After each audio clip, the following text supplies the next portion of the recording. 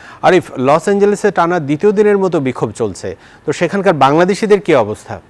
প্রথমেই বলবো যে একটি শহরে যখন কোনো বিক্ষোভের ঘটনা ঘটে এবং সেই শহরে যদি আপনাকে বলি যে যুক্তরাষ্ট্রে যে 50টি অঙ্গরাজ্য রয়েছে তার মধ্যে নিউ ইয়র্কের পরে সবচেয়ে বেশি বসবাসকারী বাংলাদেশিদের অবস্থান কিন্তু লস অ্যাঞ্জেলেসে।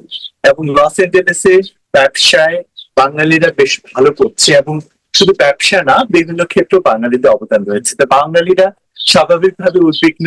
স্কুলগামী যারা বাংলাদেশি ছেলে মেয়ে আছে তারাও কিন্তু স্কুলে যাচ্ছে না বলে আমি খবর পেয়েছি, এবং অফিসগামী যেসব রোডে বিক্ষোভ ছড়িয়ে পড়ছে সেখানে কিন্তু বাঙালিরা কোনোভাবেই অবস্থান করছে না, তারা কিন্তু বাসায় প্রয়োজনে অবস্থান করছে। আর বাঙালিদের যে বিভিন্ন জায়গা রয়েছে, যেমন লস অ্যাঞ্জেলেসে কিন্তু লিটল বাংলাদেশ নামে একটি জায়গা রয়েছে, এবং আরো কিছু স্পট রয়েছে যেখানে বিকেল হলে কিন্তু এই বিক্ষোভ নিয়ে আলোচনা হচ্ছে, সমালোচনা হচ্ছে।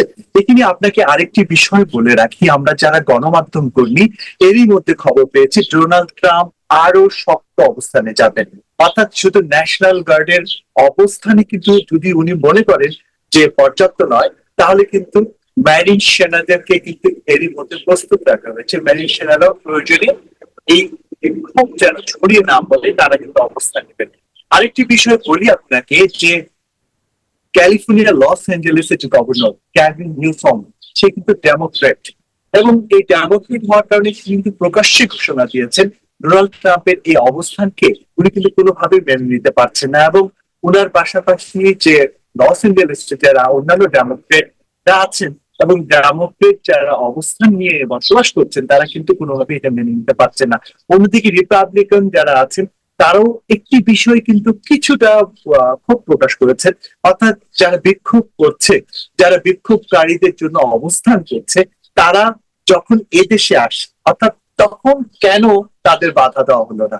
অর্থাৎ যারা ডোনাল্ড ট্রাম্প বলছেন যে এখন যারা অবৈধ অভিবাসী, অথচ 2 বছর আগেও কিন্তু তারা অবৈধ ছিলেন না, তখন কিন্তু তখনকার সরকার সেটাকে বৈধতা দিয়ে তারা কিন্তু কাজকর্ম শুরু করেছে।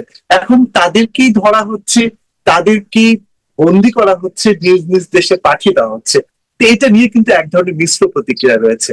তো মিশ্র প্রতিক্রিয়ার থেকে বড় বিষয় হচ্ছে যে সংঘর্ষ যেন ছড়িয়ে না পড়ে, সেজন্য যুক্তরাষ্ট্র সরকার আরো শক্ত অবস্থানে যাবেন, এবং এই জন্য সব ধরনের প্রস্তুতি আমি এরই মধ্যে দেখেছি তারা গ্রহণ করেছে।